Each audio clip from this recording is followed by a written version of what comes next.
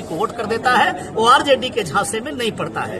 ये कैमूर का बेल्ट, बक्सर का बेल्ट और गोपालगंज में भी पहला एमएलए हमारा गोपालगंज से जो जीता वो रियाजुल हक उर्फ राजू जीते।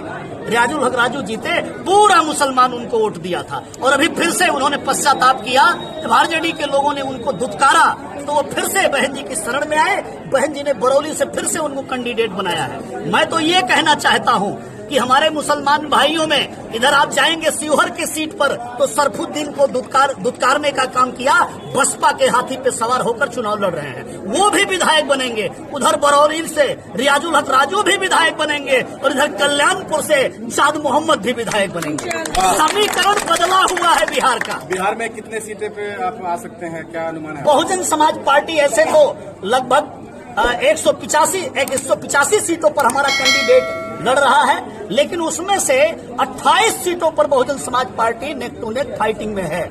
और उन 28 सीटों में से अगर ये कहें कि हम अगर आज प्रेडिक्शन करें कि हम कितनी सीट जीत सकते हैं तो 28 में से 18 सीटों पर हमारी जीतने की पूरी संभावना है। और उसमें से कल्याणपुर भी एक विधानसभा क्षेत्र है। कई हमारे वर्तमान एमएलए, कई पूर्व एमएलए जिनको उन लोगों ने दुत्कारा, बहन जी ने शरण स्थल दिया है और उनको अपना हाथी सिंबल बहन जी ने दिया है। कई लोग चुनाव लड़ रहे हैं। गोपालगंज से साधु यादव भी यहीं से चुनाव लड़ रहे हैं। बगल में रणधीर सिंह जी बेलसंड से चुनाव लड़ रहे हैं।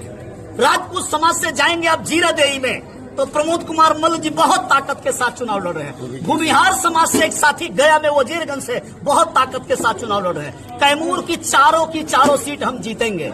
सासाराम में एक सीट पर हमारा पर्चा खारिज कर दिया, 6 सीटें शेष बचती है, 6 सीटें हमारी फाइटिंग में। कल्याणपुर को लेकर पूरी तरह से अस्वस्थ है। कल्याणपुर के लिए पूरा अस्वस्थ है।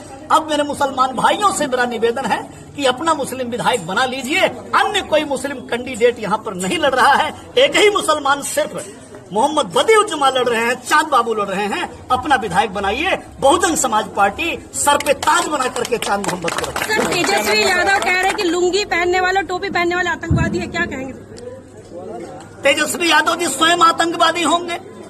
तेजस्वी यादव के माता पिता जब इधर सरकार चलाते थे तो पूरे बिहार में आतंक ही फैला हुआ था। और दूसरी बात जनता भूल जाती है, 2090 से लेकर और 2005 के उस दौर में जब इनकी सरकारें चलती थी, बिहार में बड़े बड़े नरसंहार हुए हैं।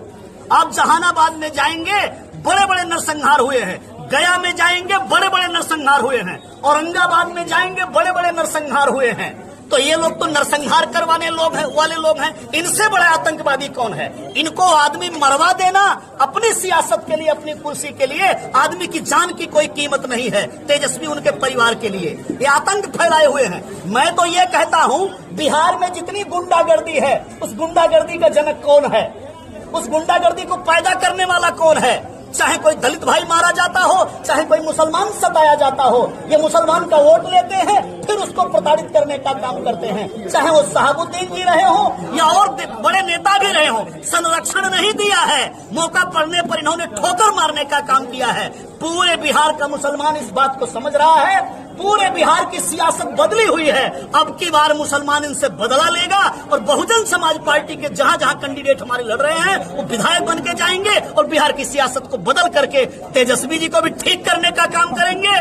उनके मम्मी डैडी को भी सबक सिखाएंगे। और ये जो पलटू चाचा मौसम वैज्ञानिक बने हुए हैं, खाली पेट और कुर्सी देखते हैं अपना। चाहे बीजेपी वाला आए उसमें भी कुर्सी पक्की, चाहे कांग्रेस वाला आए वहां भी कुर्सी पक्की। तो कुर्सी पक्की करने वालों को, पेट पालने वालों को बिहार सबक सिखाएगा। पूरी राजनीति बदली हुई है, पूरा समीकरण बदला हुआ है। बहुजन समाज, मैं डॉक्टर लालजी मेधनकर, बहुजन समाज पार्टी का मैं सेंट्रल कोऑर्डिनेटर हूँ। माननीय बहन जी का इधर बिहार में नुमाइंदा हूँ।